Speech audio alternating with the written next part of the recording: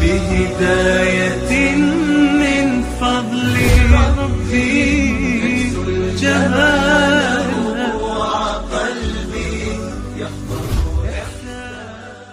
Assalamualaikum warahmatullahi wabarakatuh.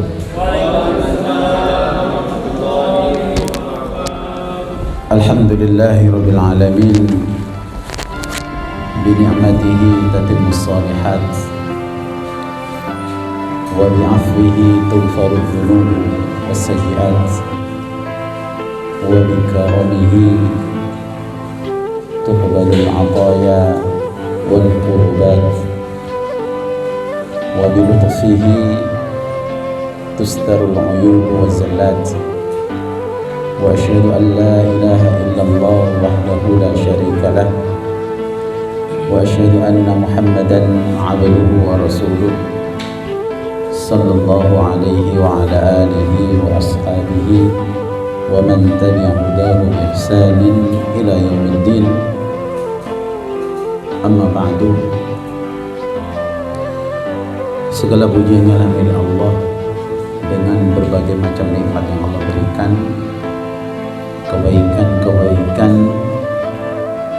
yang diusahakan, diikhtiarkan oleh manusia itu menjadi sempurna, dan dengan ampunan Allah dosa kesalahan Allah ampuni, dan dengan kemurahannya maka segala bentuk amal perbuatan, baik itu perkataan ataupun amal anggota badan, diterima oleh Allah Subhanahu wa ta'ala. Dan dengan kelembutannya pula kita semua ditutupi aib-aib kita oleh Allah Subhanahu wa ta'ala, sehingga kita bisa hidup secara sempurna dan nyaman. Salawat serta salam kita haturkan kepada junjungan kita Nabi besar Muhammad sallallahu alaihi wasallam dan seluruh umatnya yang berusaha untuk menghidupkan sunnah-sunnahnya hingga akhir zaman. Bapak Ibu sekalian yang dimuliakan Allah Subhanahu wa taala, pada sore hari ini materinya yang dimaksud dengan al-khauf di sini adalah di dalam kitab Riyadhus Shalihin itu materinya bab al-khauf. Al-khauf artinya kan takut, itu pahala yang besar di sisi Allah Subhanahu wa taala. Maka materi kita adalah al-khauf mimman, rasa takut itu dari siapa? Jawabnya sudah jelas, minallahi azza wa jalla, dari Allah Subhanahu wa ta'ala. Karena apa? Karena siapapun yang beribadah kepada Allah, ibadah apa saja, ibadah mahdhah atau ghairu mahdhah, bagi seorang hamba tersebut ada rasa khaifan disertai dengan rasa takut yang di situ mengagungkan Allah Subhanahu wa taala, dan dalam satu waktu juga harus ada rasa raja atau berharap. Artinya bagaimana? Artinya begini. Kalau seseorang melihat kepada dosa-dosa dan kesalahannya dan banyaknya amal perbuatan yang tidak baik, maka apa yang dirasakan oleh seorang hamba tersebut? Maka dia harus punya rasa takut. Sebaliknya, kalau dia melihat kepada amal-amal dia yang soleh, amal-amal yang baik, sering terjadi seseorang itu membanggakan diri atau ujub, ya. Dan ini sering kita rasakan.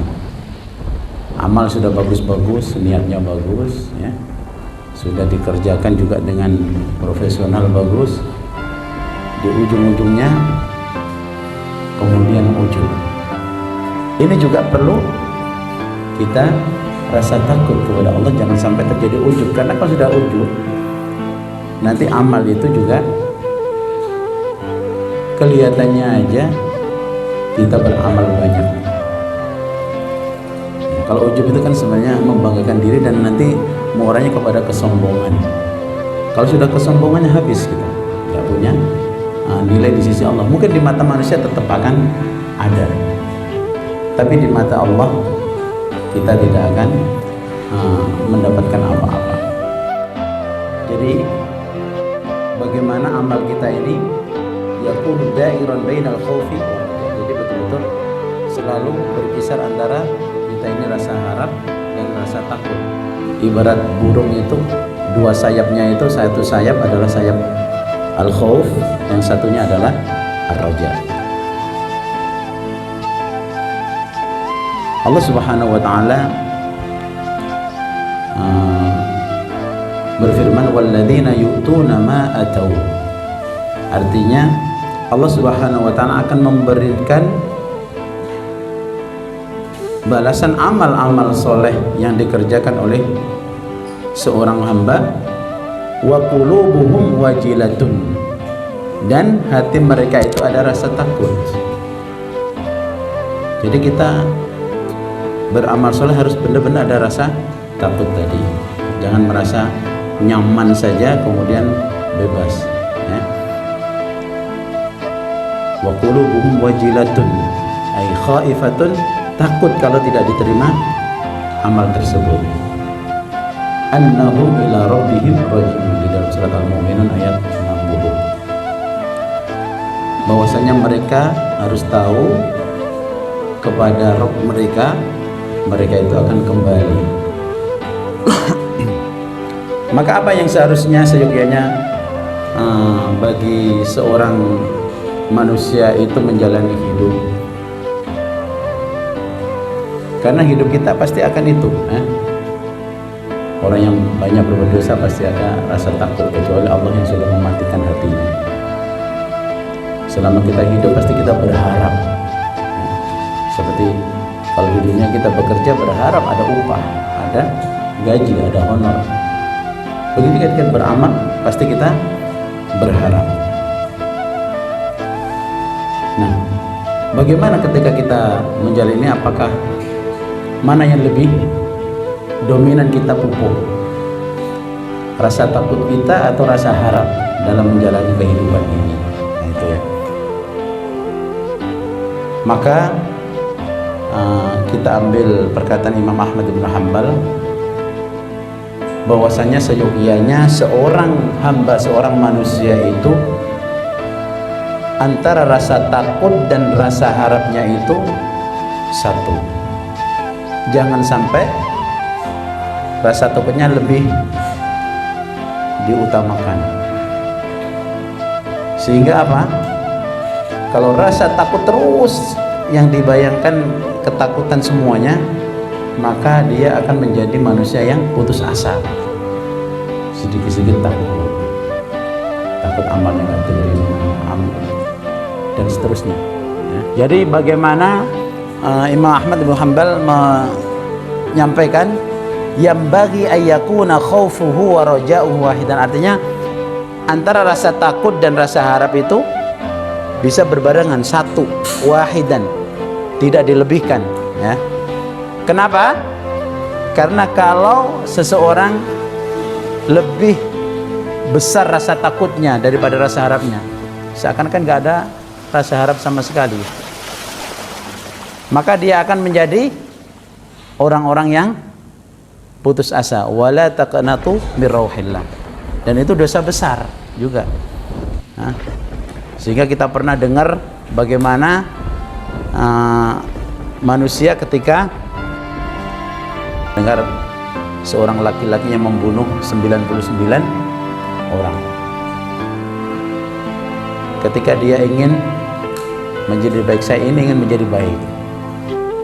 Bagaimana caranya? Saya ini sudah membunuh 99 orang, gak sedikit. datang ke rohib, oh nggak mungkin lagi kamu diampuni oleh Allah. Maka untuk apa kalau gitu saya hidup? Nah, akhirnya putus asa yang ada, sehingga dilengkapi 100. Nah, rahib tersebut akhirnya dibunuh juga, tapi dia masih gelisah terus. Akhirnya bertemulah seorang yang punya ilmu atau seorang alim, bertanya hal tersebut, siapa yang menghalangi seorang hamba untuk berbuat baik? Ada beberapa ayat atau bahkan banyak sekali ayat-ayat yang menjelaskan tentang hal ini. Di antara di dalam surat Ali Imran ayat 28, Allah Subhanahu wa taala berfirman, "Wa yuhadzirukumullahu nafsah." Wa yuhadzirukumullahu nafsah. Artinya Allah Subhanahu wa taala mengingatkan kalian, mengingatkan kita, mengingatkan kita semuanya, min nafsihi, daripada apa yang akan Allah hukum, Allah azab. Kenapa? Atas perbuatan maksiat kita dan dosa-dosa kita. Itu makna wa yuhadzirukumullahu nafsah. Artinya di sini kita selalu dalam beramal, ya, diingatkan. Allah itu mengingatkan kepada kita semua, jangan sampai Allah itu menghukum karena dosa-dosa yang kita lakukan. Kenapa? Karena nanti dijelaskan, ya, kita itu diperintahkan untuk menjaga, memelihara diri kita dari azab Allah. Qu anfusakum wa ahlikum nar.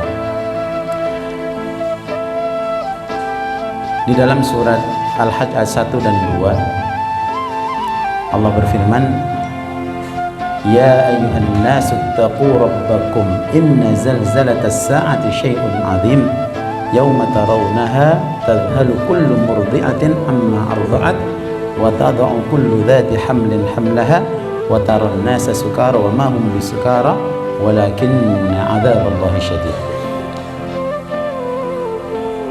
Nah, karena bicaranya masalah al-khauf, maka yang ditampilkan ayat-ayat yang berkenaan dengan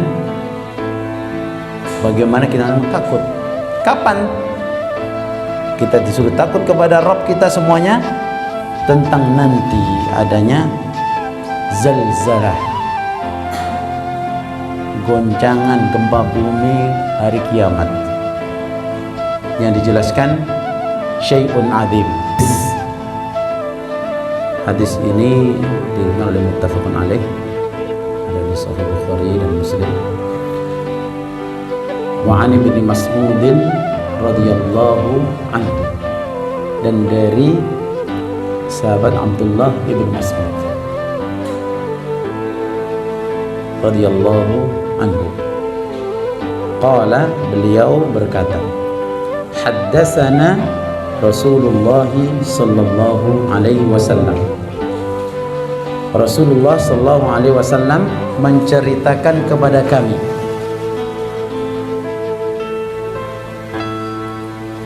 Rasulullah sallallahu alaihi wasallam menceritakan kepada kami. Wa huwa as-sadiqu al-masduq. Dan beliau sallallahu alaihi wasallam itu as-sadiq al-masduq. Apa artinya as-sadiq? As-sadiq, orang yang jujur, benar dalam apa perkataannya. Al-masduq artinya sesuatu yang benar dari apa yang diwahyukan kepadanya, yang disampaikan oleh Rasulullah sallallahu alaihi wasallam. As-sadiq al-masduq. Jadi yang menyampaikan ini yang selalu benar dan jujur perkataannya, dan selalu menyampaikan apapun dari Allah Subhanahu wa taala, itu menyampaikan tanpa ada yang ditutup-tutupi. artinya la yukhbiru illa bisidq. As-shadiq itu la yukhbiru illa bisidq, artinya seorang yang menyampaikan atau tidak pernah menyampaikan kecuali sesuatu itu adalah. Rasulullah SAW pernah ditanya tentang anak-anak kaum musyrikin, maka dikatakan hukum di dunia hum min hum. Nanti kalau di akhirat itu tahta masyiatillah, apakah Allah nanti akan Allah bangkitkan seperti apa, suruh milih dan seterusnya. Tapi ini masih ya, secara itu memang tidak mukallaf ya, tidak mukallaf dan memang belum sempurna juga. Ya mas sekalian yang dimuliakan Allah Subhanahu wa taala, kemudian 4 hal tadi harus diyakini ini sesuatu yang gaib, dan yang menyampaikan adalah as-shadiq al-masduq. Masalah rezeki ya, semuanya ini harus yakin masalah rezeki. Cuman kita disuruh ikhtiar, bahasa saya ikhtiar. Kalau ikhtiar itu usaha yang dihalalkan, disyariatkan, maka wajib ikhtiar untuk mencari rezeki. Dan semuanya kalau ini yakin, sebagaimana pernah disampaikan oleh Imam Hasan al-Basri, alimtu anna rizqi lan ya'khudahu ghairi fatma'anna qalbi lahu. Imam Hasan al-Basri menyampaikan bahwasanya saya yakin bahwasanya rezeki saya itu tidak mungkin diambil oleh orang lain kecuali oleh saya. Oleh karena apa? Hati saya menjadi tenang. Jadi jangan pernah ketika kita sudah berusaha mati-matian bekerja, ternyata yang menikmati orang lain. Ingat, apapun yang kita usahakan, kalau itu dengan ikhlas, walaupun secara zahir dunia kita tidak mendapatkan, ingat Allah tidak pernah menyia-nyiakan amal perbuatan kita. Kalau itu rezeki nggak sampai kepada Allah, ketahuilah memang bukan rezeki kita. Itu ya. Jadi harus sepakat dari sini sudah. Berarti mencari rezeki yang betul-betul dihalalkan oleh Allah Subhanahu wa taala. Karena nanti akan ditanya itu dari mana rezeki itu dan kemana akan dibelanjakan. Wa ajalihi, dan ajalnya. Nah, tadi semua tidak tahu, walaupun kita melihat itu amal baik semua, tapi kalau sudah ditentukan nanti ajalnya kapan, itu kita tidak bisa mengundur ataupun memajukan. Wa amalihi, dan amal perbuatannya. Maka di sini kita berusaha bahwasanya kita harus tahu hati kita ini, kita sendiri aja tidak memiliki hati kita, bagaimana kita mengatur hati orang lain. Lalu anfaqta ma fil ardi jami'an ma allafta baina qulubihim. Kamu tidak akan bisa menguasai hati mereka, walakinallaha allafa bain, tapi Allah. Maka di sini Rasulullah SAW selalu mengajarkan bagaimana supaya kita tetap teguh dalam menjaga hati ini. Setiap sholat, setiap sujud, Rasulullah itu selalu berdoa, Allahumma ya muqallibal qulub tsabbit qulubana wa ya musarrifal qulub tsabbit qulubana ala ta'atik. Jadi supaya teguh dalam agama Allah, supaya tetap teguh dalam ketaatan kepada Allah. Kalau Allah yang menetapkan, maka tidak akan ada bisa menyesatkan. Maka di situ bahagia dan tidak itu juga sudah cuman ini keimanan yang harus diyakini, cuman kita tidak tahu. Maka disitulah kita berusaha apa? Akhdul asbab, mengambil sebab-sebab untuk menuju kepada hal yang baik. Kita berkawan dengan orang-orang yang baik. Tadi aja baik semua aja belum tentu akhirnya seperti itu. Tetap harus yang kedua, selalu berdoa memohon kepada Allah supaya tetap istiqomah. Dan yang terakhir, mohonlah kepada Allah supaya kita ini di akhir kehidupan kita betul-betul akhir kehidupan yang husnul khotimah.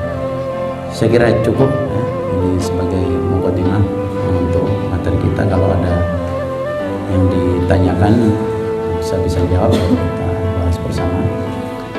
Demikian yang bisa saya sampaikan untuk kajian pada sore hari ini. Mudah-mudahan ada manfaatnya. Setelah ini rasa takut kita semakin meningkat, dan disertai dengan rasa harap kita kepada Allah Subhanahu wa taala. Aku lupa hadza wa astagfirullah wa lakum. Assalamualaikum warahmatullahi wabarakatuh. Waalaikumsalam.